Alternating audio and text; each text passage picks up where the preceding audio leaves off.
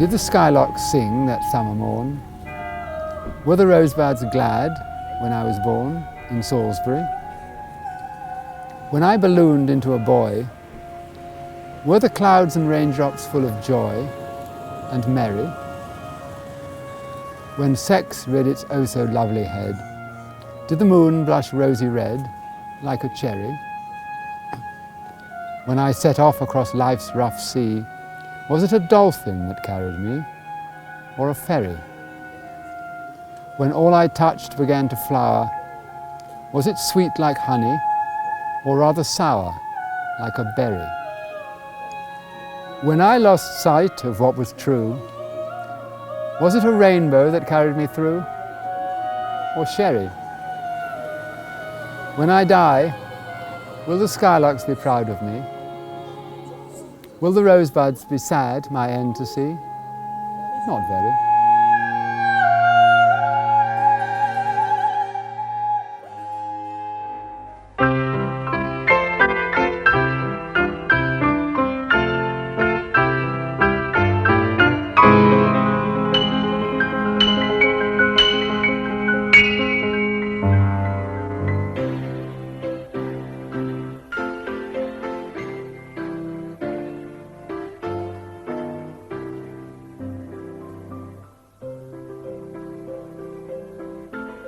Ko je Timoti Bajford?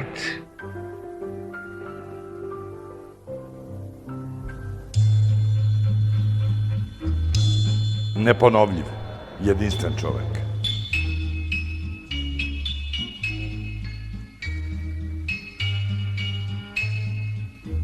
Ako bih smeo sebi da dozvolim, rekao bih da je on ono najbolje što se iz Britanije može izvesti.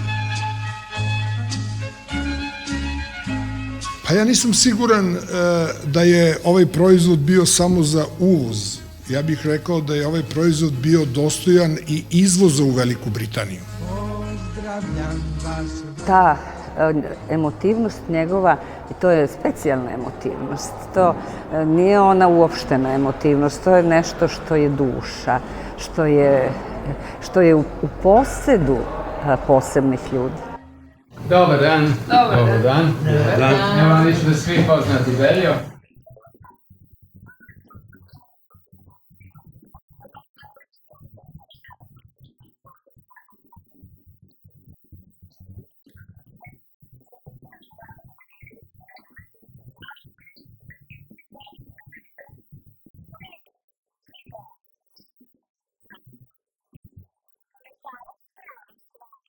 Ja živim u sadašnjosti, znači ja uopšte ne razmišljam o putu dok ne krenem, mislim. Ja ne razmišljam danima, ja sad ću da idem u Englesku. Danas sam u Beogradu, sutra sam u Englesku. Kad se vraćam, nekako mislim, uvijek je najlepši kod kuće, samo onda shvatim razlike između Londona i Beograda što se tiče način življenja i čistoće i ne znam, uopće red i tako dalje. Ali ne znam, možda u Londonu red ima suviše. Sjećam se da kad sam prvi put na početku 70. godine, kad sam išao u Minhen, to mi je smetalo, tako Minhen je bio tako čist i ureden i tako dalje, to mi je malo smetalo. Suviše je bilo više volim kako mi kažem, casual način života. Da. Sjećam se jedan, kad smo se vratili iz, ne znam gdje, iz Grčke, ja mislim, da je jedna žena, hvala Bogu, sad možemo da radimo što hoćemo. Sad idemo, pošto se vrati u Beograd, sad možemo da radimo što hoćemo. Da. I to jeste, ja mislim da to je velika prednost Beograd.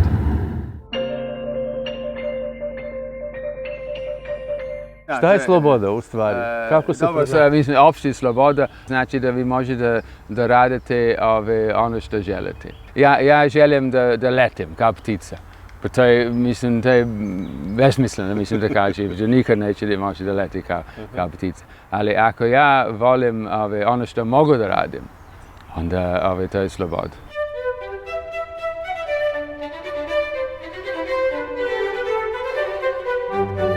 After 2 years living in Belgrade, I began to worry that I didn't belong anywhere, that I wasn't, I didn't belong in England anymore, but I didn't actually belong in Serbia either, and I began to sort of have a feeling of being stateless, of not belonging anywhere.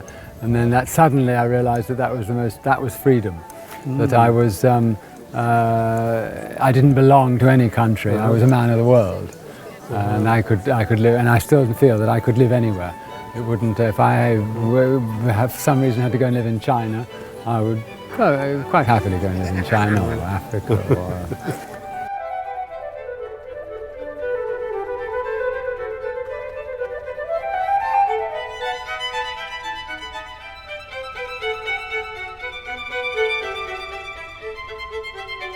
Timoti, evo stigo je odlično. pasoš i viza. Evo čekam da vidim kako izgleda viza za Srbin, poreklom Englez. Tu je i vaš britanski pasoš. Da, dobro. Da čeka britanski pasoš i sad da vidim vizu. Sliku boje, da. Odlično. Je vam to prva viza u srpskom pasošu? Da, prva viza u srpskom pasošu, da. 6 mjeseci, znači koliko ste dobili? 6 mjeseci, znači mogu više puta da putujem u Englesk, kao Srbin. Kao Srbin i turista, jel? I turista. Zabranjeno vam da radite tamo? Da, jeste, ne smijem da radim.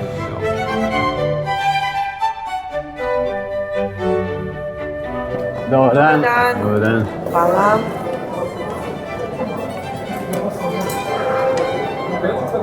Jel prvi put putujete? Kao Srbin, da. Kao Srbin, da. Možda je to lakše nego ovo što ste svake godine u Srbiji morali da tražite turističku vizu da živite u Srbiji, jel? To je tačno, jeste. I morao sam da imam vizu da izlazim iz Srbije, izlaznu vizu sam morao da imam, ne samo ulaznu, nego izlaznu. Nisam smeo da izlazim iz zemlje bez izlazne vize. Bez dozvole. Da, bez dozvole.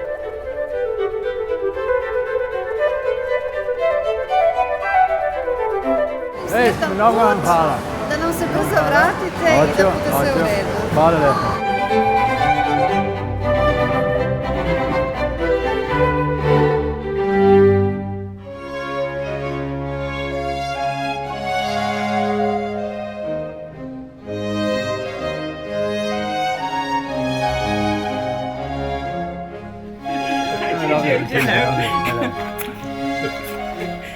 Evo, šta si rekao?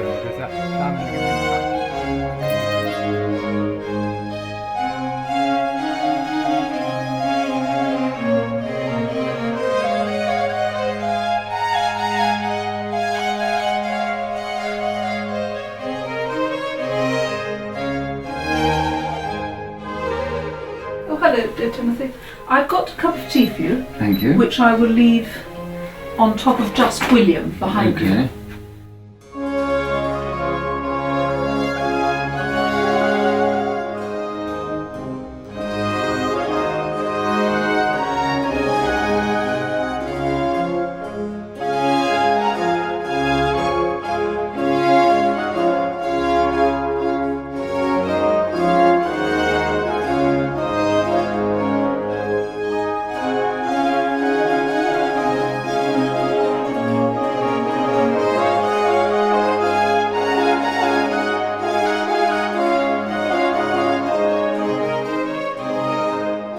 It was built in 1885, I think, so it's, that makes it 127 years old. Yes, the house, yes.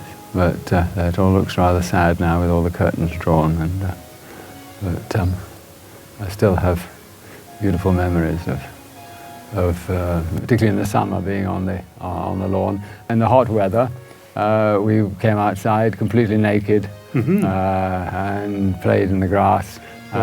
We had a big metal, like a bath, or a tub with water in. And then my mother connected a hose pipe from the tap, and so we sprayed each other with cold water.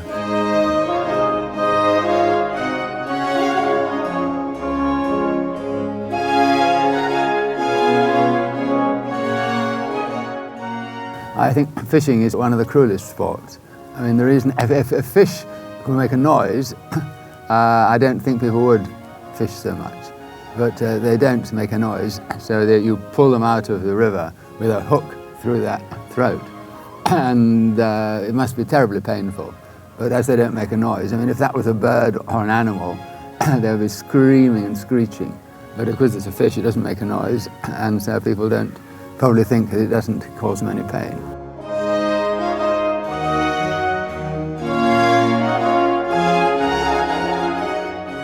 When I think of children living in towns now, I realise how lucky I was to have spent my whole childhood surrounded by green grass and animals and nature.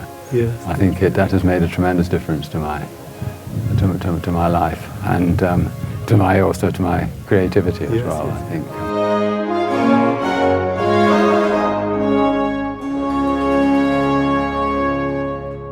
I grew up during the war years. I was born in 1941, and it was a time when not so much great poverty, but we certainly didn't have all the toys that children have now.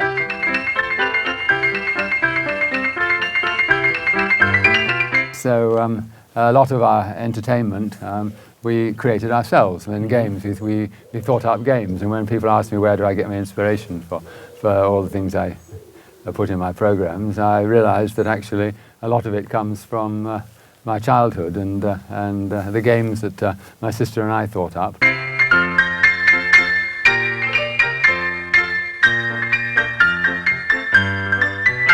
My sister and I used to collect little bits of ceramic, which we found in the garden that had been broken plates and whatever. And so we had a nice collection of bits of china and ceramic. And one day my sister was away with my mother, and I decided I would dig a little hole.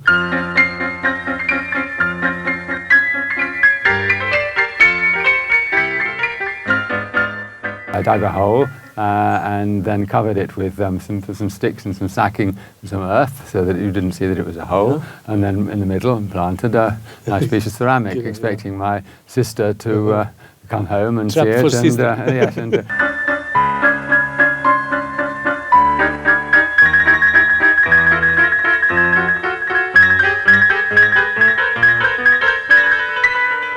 But unfortunately, before she came home, our gardener, who was getting on for 80, he fell in it, quite by accident. And fortunately, it was only a small hole. He didn't hurt himself. But so that didn't. But it was inspiration for a sequence from Nevin, in which the Pismonisher falls in a hole, following a trace not of ceramic but of apples.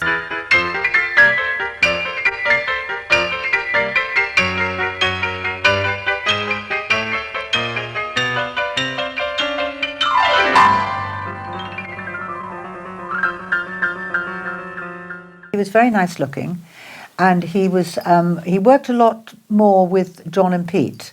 And Dzon and Pete became a bit of a comic act actually on the programme under Tim's kind of supervision. And he made these wonderfully inventive, very funny films with the two boys, and they loved working with him. They thought he was terrific. Things were getting curiouser and curiouser. Here we had to serve bowls of soup to a couple who obviously enjoyed dining out. But of course it didn't quite fit in with the three people who ran the programme. We were a bit naughty. We called them the triumvirate. And we would often be summoned up to the little room at the top, and you thought, oh dear, I'm going to be ticked off, rapped on the knuckles. And then we made a very funny film together about a baby lion. Well, it was a lion about this big, which we took for a walk. These days we would not be allowed to do something like that because of health and safety. I mean, that's the trouble. There's so much you can't do now. But he was very, very imaginative and very creative. And in a way, I think Blue Peter was the wrong programme for Tim to work on. I think he should have... We had a programme called Monty Python's Flying Circus, which was mad. And I think Tim would have loved to have worked on that. But we lost him to Serbia before he got the chance. Ja sam prvi put, mislim, gledao Monty Python, baš kad sam došao ovdje, to je počeli 69. Ali ono je interesantno, ja sam pravio jedan film, ja sam radio na Blue Peter dečjem i snimao sam u Hilton Hotel rad kelnera. I uzeo sam iz Hilton Hotel i neki studenti kelnere. I uzeo sam dva zečice iz Playboy klub. Naravno, nisam rekao urednik da to radim. I snimao sam film što je apsolutno, sad sam dobio od BBC i ponovo gledam. I to je čist Monty Python. Mislim, to je potpuno, apsolutno čist Monty Python. Ali ono što je interesantno, to je snimljeno u aprilu 69. godine. Prvi Monty Python je bio u oktobru 69. Znači, nikad ne može da kaže da sam ja kopirao Monty Python. Ja sam prethodio Monty Python. Možda su oni gledali, pošto je bilo 5. maja, možda su oni gledali i kao znam.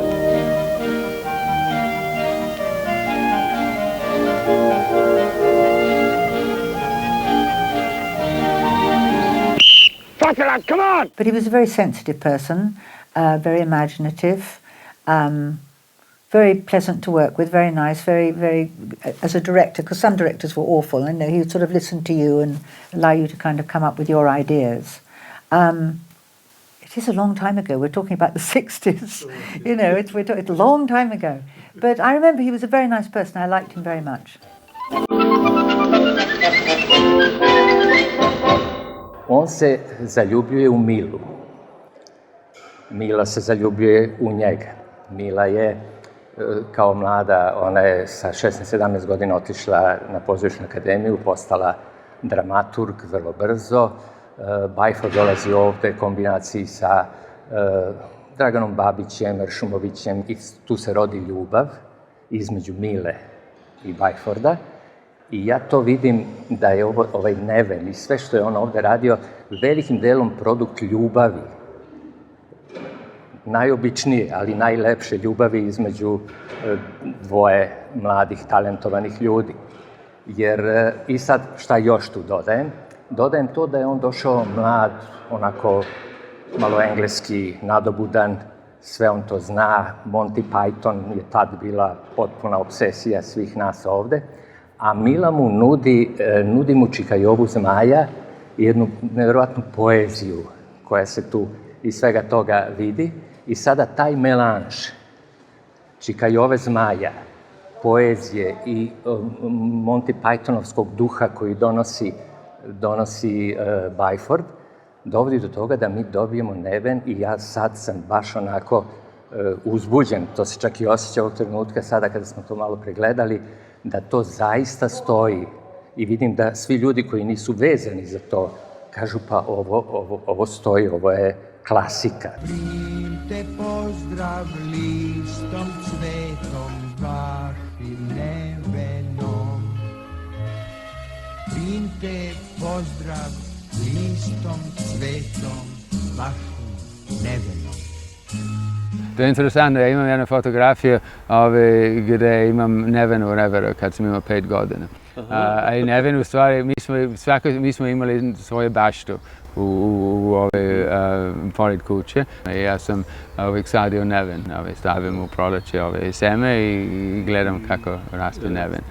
Od ranog detinjstva Neven je postao osnovni deo mog života. Bajford je jedan sjajan, ne mogu da kažem reditelj, jedna kompletna ličnost. Reditelji, kako sam ja poznavao tada, su bili jako strogi, nameću ti to mora ovako, to mora... Bajford je tu vatru raspaljivao, što postoji već unutra. I on je samo korigovao da ona dođe na pravo mesto i da zasija onako kako treba da zasija.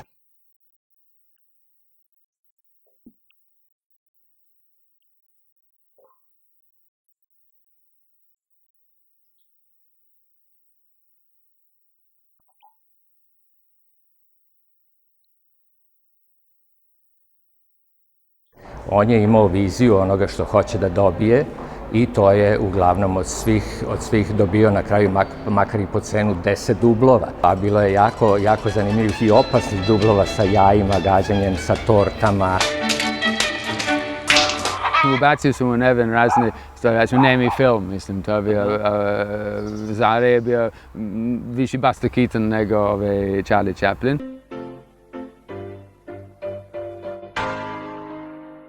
ali za vreme krajem 19. veka to vrlo popularno u Engleskoj je bila music hall.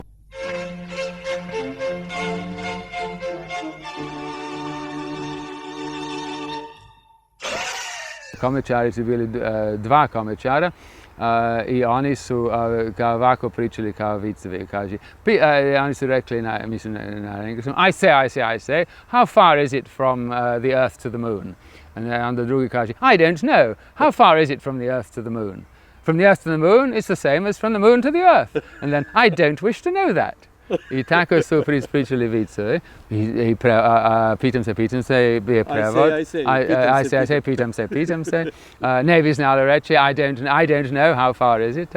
And then, I don't wish to know that. Ich se ne moti kast.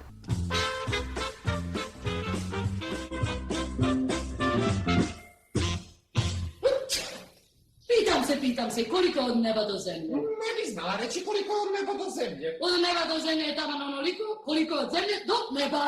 Pa nemojte kasti. Humor is considerably better than sadness, and I think that perhaps maybe humor is maybe I use humor to cover up something. Who knows? Maybe it's to cover up some dissatisfaction in life. Sedao komarac na rogu jedne krave pa je zapita, jesam li ti težak? Da nisi Brajko progovorio, odgovori mu krava, ne bih ni znala da si tu. I think probably the most important thing is to be able to laugh at oneself. I think not laughing at other people. What is funny to Serbs? I think Serbian humor and also I think combined Bosnian humor is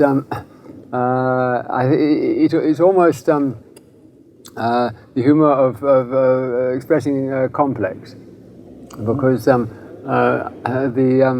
it's laughing at oneself. But laughing at oneself because one is a bit of an idiot. I see. And that actually is very much Irish humour. If you're drowning, don't accept help from an Irishman because he'll throw you both ends of the rope. And that could also be Bosnian humour or even... about Hasso and Muir and things like that. Yes. And I think... and also, if you think of all the jokes, if there are three people, there's American and I don't know, German and a Serbian. It's always the Serbian. Is always the winner. He's always the winner, but he's clever. But it's also very often through something which is, shall we say, rather idiotic. Kako se ono prave topovi? Ništa lakše nego to.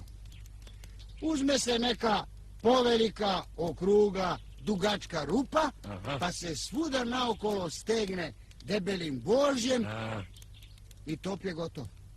Baš si pametan. Budala sam. I naravno, svi smo se zainteresovali ne samo to što je on radio, nego i ko je taj čovjek. Uopšte Srbima smeta kad neki stranac dođe i bolje radi od njih, ali se desilo nešto vrlo lepo, da su Srbi sebe tu prevazišli, ne samo da su voleli emisije Timoteja Bajforda, nego su zavoleli i njega.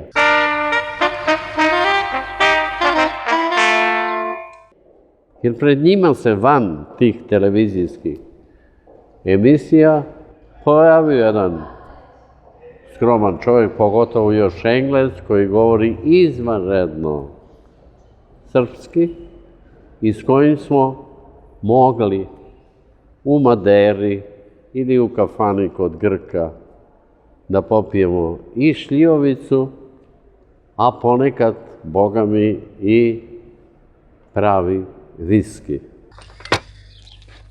Ovaki je valjda kod vas običaj u Engleskoj prosuti vino na sto. Običaj nije, ali kad se tako šta desi, ne prebacuje se. I sećam se da smo uvek ujutru kad pođemo iz hotela, tamo mi razgovaramo o svemu tome, ali prethodno smo sedeli, doručkovali I onda to je mene jako bilo iznenadilo kad je Bajford rekao, hoćemo da popijemo po jednu čačanku. Evo novosti za ljubitelje Engleske. Prve svilene čarape ponela je kraljica Jelisaveta godine 1561. A za ljubitelje Francuske, kralj Francuske ih je imao već godine 1547.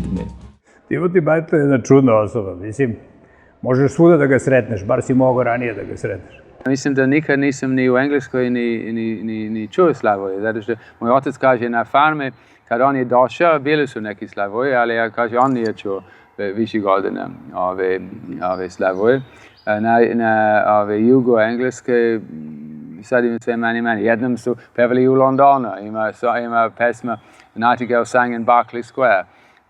Znači jednom su baš u sred Londona su pevali, u centru Londona su pevali Slavoje. Ali nikad neću zaboravim prvi put kad sam čuo ovdje šetajući jedna veče, čujem Slavoje ovdje u Baniškoj šumi. I onda sam svaki dan, to je bilo, ja mislim, 5. aprila. Oni dolazi negdje između prve nedelje u aprilu i treće nedelje u aprilu. Šetam Koponikom i u sredi divljine ispred mene Bajford. Kaže, šta radiš tu? A što radiš ti tu? Ja ovdje imam kuću, ja ovdje dolazim stalno. I onda me on upoznao i pokazao mi da na Koponiku postoji najveći vodopad u ondašnjoj Srbiji i Crnoj Gori. Gde je taj vodopad? 4 km od moje kuće. Nikad nisam znao da to. I onda me je vodio.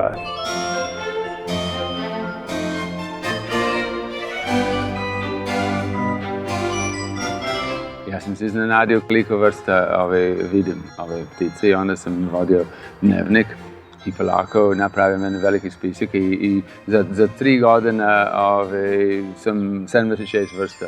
76 vrsta. Mislim, glavna je bila Slavoje. Slavoje sam najviše negdje oko 86. 7. godine, oko 30 Slavoje su gnezdili u ovoj šumi. Ja sam počeo neke kampanje, više sam kod gradonačelnika, to je bio Aleksandar Bakočević. Ali ništa, od političara ništa nisam dobio. Konačno, ja sam dao svoj spisak Zavod za zaštitu prirode Srbije i oni su na osnovu toga, oni su ubedili grad da da šuma specijalni status.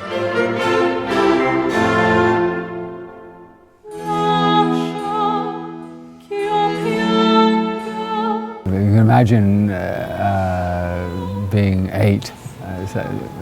Everything seemed much bigger than it does now, of course. Yes.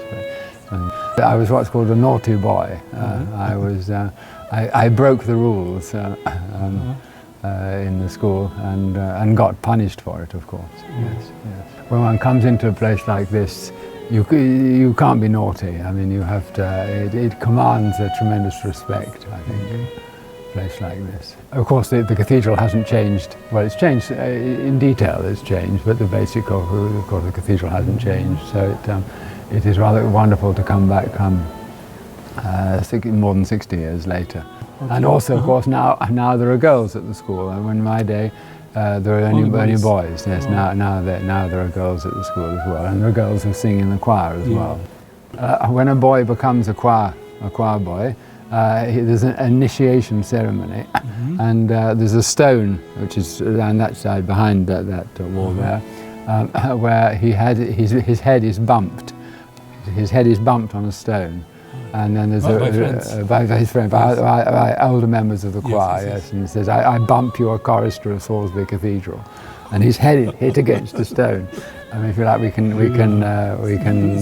see that stone just around the corner. Yes, that was very special, and that still happens. Yes. Now there are girls in the choir. They don't bump the girls' heads. Apparently they have a big Bible, and they hit the girl on the head with the Bible. That's the initiation ceremony for the girls.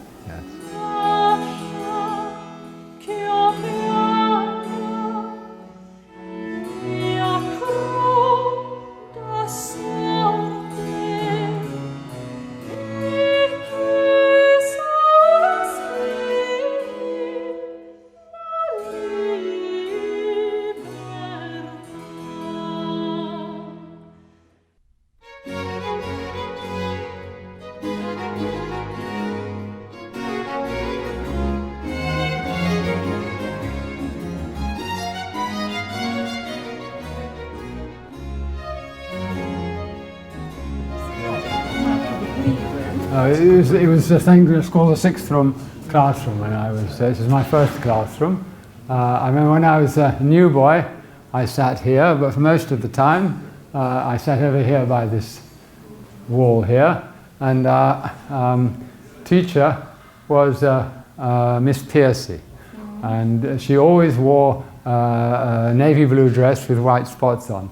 And I remember sitting here, and when she was bending over the boy next to me, I would take my dip pen, because we had to write in ink with a dip pen, and I would fill in as many of the white spots on her dress as I could, being very, very careful. She was quite fat, so she didn't feel it, and I was very disappointed. Once I put a drawing pin on her chair, but she didn't. I think she was so fat it didn't reach her. So that didn't work.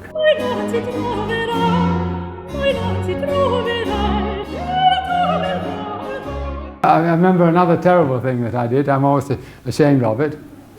Sitting here, I used to pick my nose, and I would stick the bogies on the wall. So I had to sort of. Yes, that was a really nasty thing I did. I mean, but as I come in here, I remember all these things.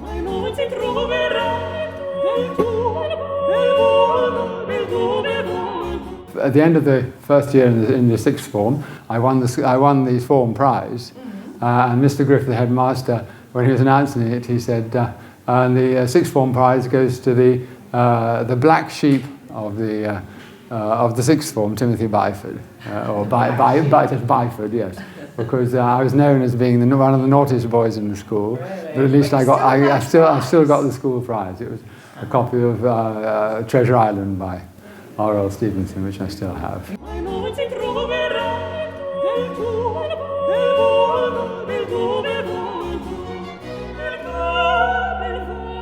The first probably 3 years I was very naughty, and then Mr. Griff decided that he had to do something. Caning wasn't having any effect, and he put me in the first cricket team. Now, I was never particularly good at cricket. I liked cricket, but I wasn't marvellous. The boys were much better than me. But he decided I need that sort of responsibility, and he put me in the first cricket team, and that completely changed me. It was absolutely the making of me, yes.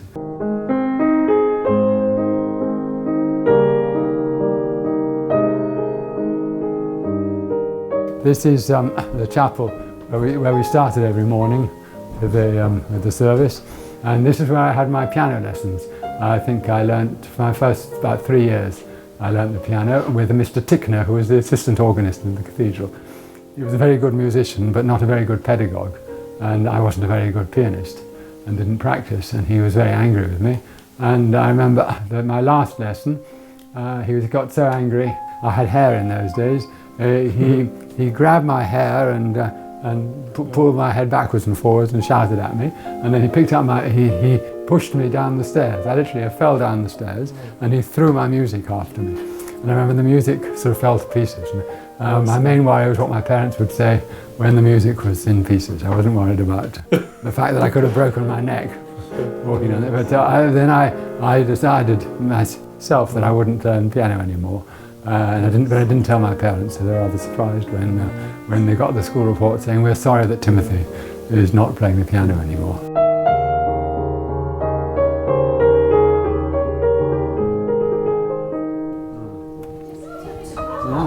Hello. Hello. Hello. Nice to meet you. The headmaster's wife. Hello. Hello.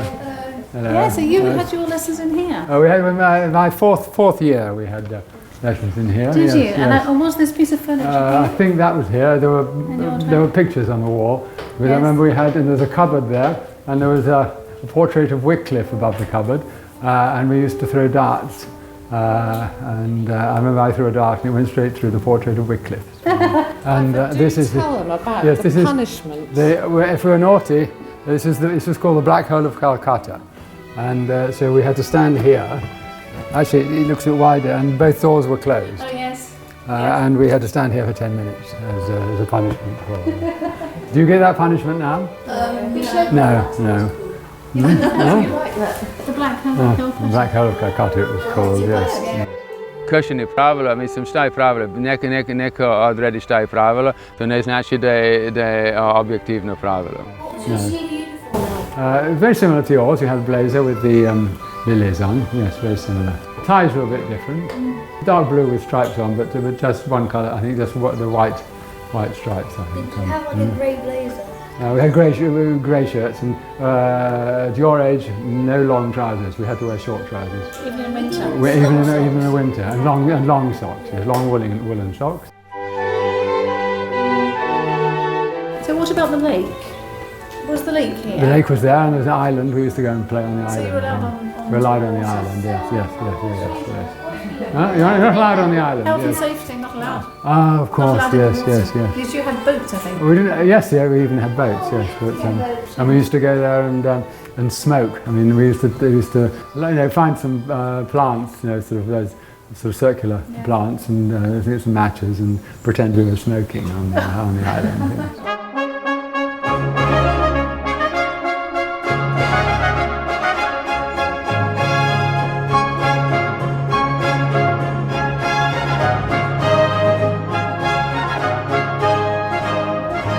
This is, in my day, and it's still today, called the big schoolroom.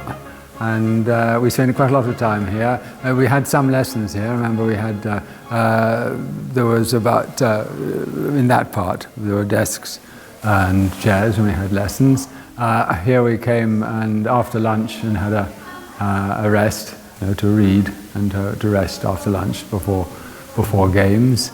And of course on Sundays we play. If it was bad weather, we would spend quite a lot of time here playing. And I remember one particular Sunday it was pouring with rain, and so we couldn't go outside, and so we were all playing in here. And I and another naughty boy were getting restless, and we were running about. It was the winter, and there was an oil stove for heating, about where I am now. And we were running around, and we knocked the oil stove and spilt some oil, and there was a fire.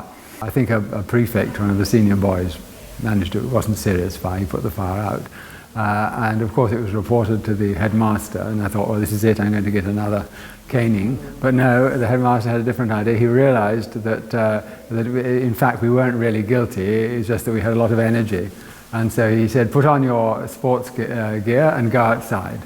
So we went outside in the driving rain and just rolled about in the mud for about half an hour, and then came in and had a shower. It was one of the most beautiful punishments I've ever had.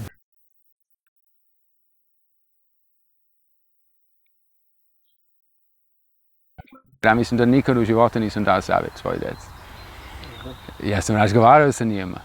Ja sam objasnio neke stvari, mislim, ali da dam savjet, da li da studiraju ili da ne studiraju. To nikogo. Oni moraju da budu svjesni ako ne studiraju šta su mogućnosti. Nek to znaju.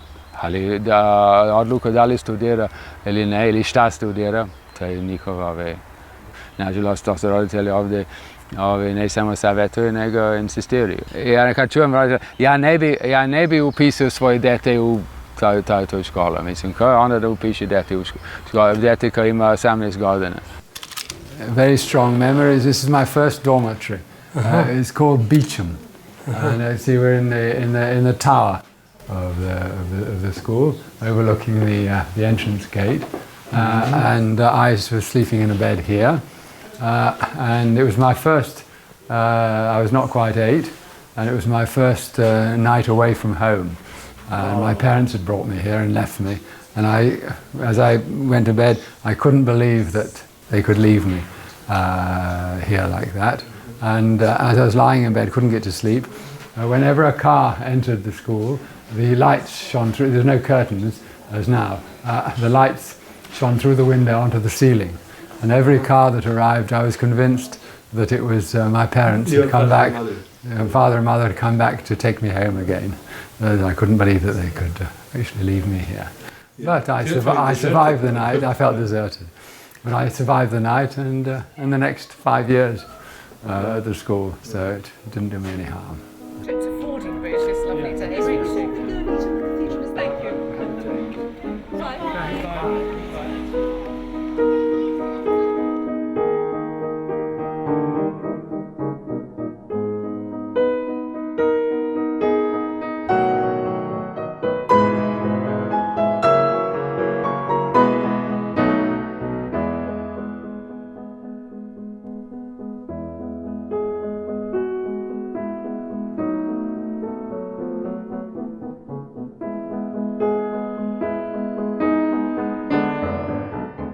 to je apsolutno tačno kad kod svakog uspešnog muškarca uvijek ima ženu. I to je apsolutno tačno. Mislim, ove moj posljednjih 10-12 godina da sam bio sa Zoricom, da sam totalno obnovio svoj život, svoj kreativni život, pre svega. Ja sam počeo da malo ofucam kreativno, mislim, ali ona me je totalno probudila i dala ove podrške na sve što sam radio i totalno obnovio moj život. Od kad sam bio sa njom, osjećam da sam se ponovo rodio.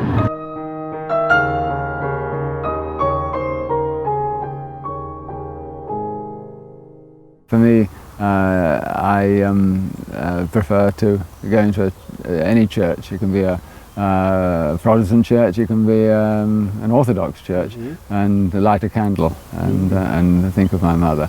That my mother is within me and lives on in me and in other children. So you will live in your children and grandchildren too?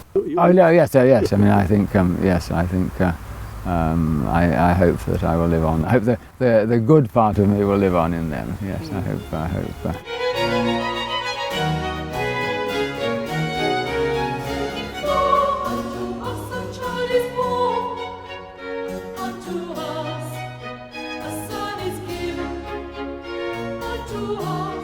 I read on the internet that not only did Handel visit this place, but he actually composed part of Messiah here. Part of Messiah? Probably inspired by the cathedral, perhaps he listened to the choir.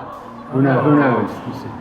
He's my favourite composer, and the Messiah is my favourite piece of music. So if I were on a desert island, the one piece of music that I would take with me would be the Messiah. Messiah. Yes. Okay, let's go and see my school, which is just a little way along here. William Golding, novelist and Nobel Prize winner, and he taught me.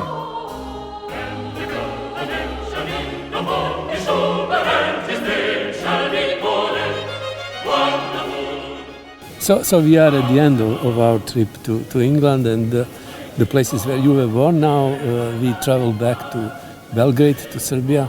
Do you feel that you are going home? Oh, absolutely, yes. I mean, Belgrade has for long been my home. I look upon this as a place. This is the place where I was born, where I was brought up, and it has most wonderful memories. And these last few days, so many things have come back to me, and it's been a most wonderful experience.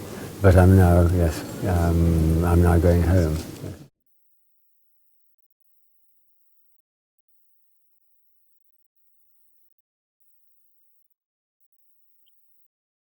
I think my probably greatest ambition before I die is to travel to America across the Atlantic by boat. By boat? Oh. Yes.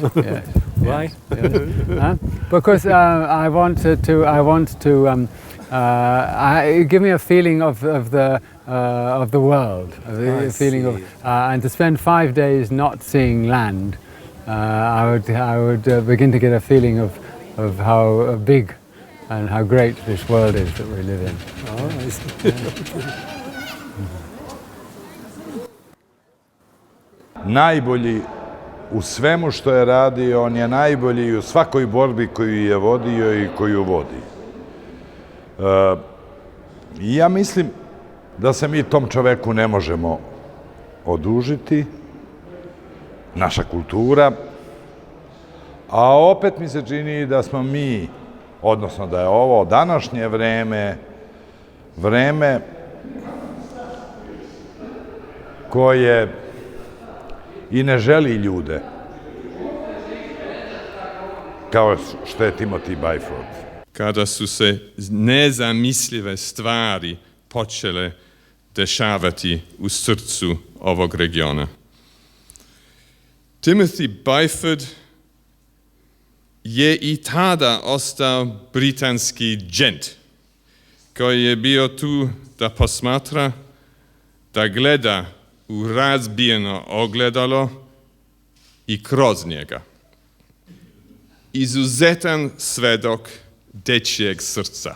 Interesantno je da se on menja svoje raspoloženje. Recimo, tad, ja ga pitam, jesi gledao taj film, kaže, režija me uopšte ne interesuje. I ja krenem da ga, međutim vidim da sad ga interesuje, da je krenuo nešto da ga interesuje, neke stvari, da ponovo će možda da se vrati režiji, vidjet ćemo šta će se, ali ima tako te neke svoje lelujave periode. Ja bih voleo da imam danas ovakve saradnike kao što su bili Ljudmila i Tim. Ja ih nemam. Druga su vremena, deca su druga, saradnici su drugi. Ja sam verovala sad da će on nešto da uradi, da novo nešto, još ima on svežinu. To me čudi da nekako oni kao nema para, nema, kao da je to važno, za to nisu ni potrebne pare.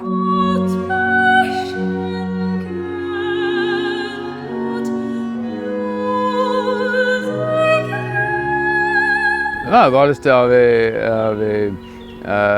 ja to prihvatim, evo 8 godina sam bolestan,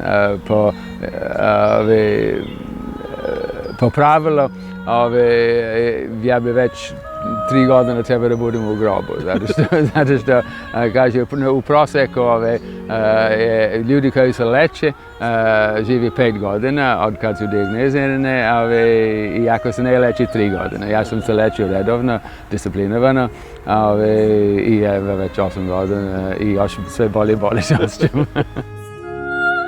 Je li ima misli o kraju života, o smrti? Ne, ja apsolutno. Ja mislim da nikad nisam se plašio smrti. Dobro, kad čovjek je mlad, on uopće ne razmišlja o smrti kao nešto posebno, uvijek zna, može da bude neke nesreće, može i tako dalje. Ali ne, ja apsolutno ne. Ja ne želim da umem kao u snu od starosti. Ja želim da umem, recimo od raka, hoću da lekar da kaže vi imate toliko i toliko godine dana, 6 mjeseci, da znam da mogu da pratim umiranje i da uživam u umiranje kao što sam uživao u životu. I u stvari ja ne želim da umrem, ali ja sam vrlo svestan da imam neizlečiv bolest koja će jednom će me oduzeti život. Znači, ja sad pratim umiranje. Hvala Bogu, to traje dugo. I nek traje što duže, nek slavim 80. rođendan. Ali ipak, čovjek, moj odnos prema životu je mnogo drugačiji nego je bilo pre nego što sam se razbolio. Ja poštujem i volim život mnogo više nego ranije.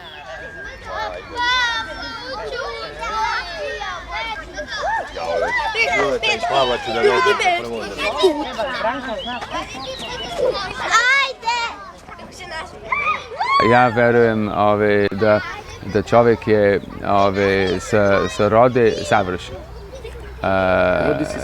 Rodi se savršeno, ali onda mi ga polako kvarimo, naročito u školi.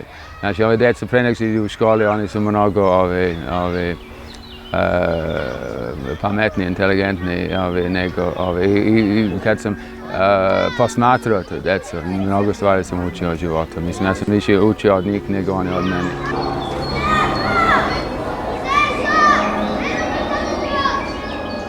Did the skylarks sing that summer morn? Were the rosebuds glad when I was born in Salisbury? When I ballooned into a boy, were the clouds and raindrops full of joy and merry? When I die, will the skylarks be proud of me? Will the rosebuds be sad my end to see? Not very.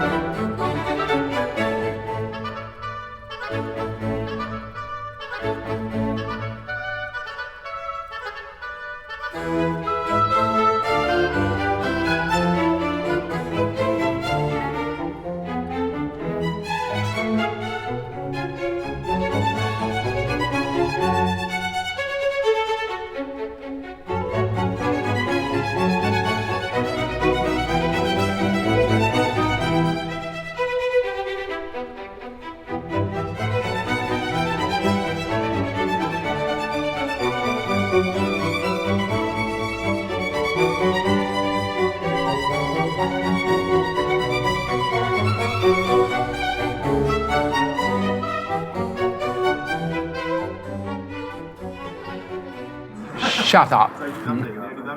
Okay. Thank you. Make yourself at home.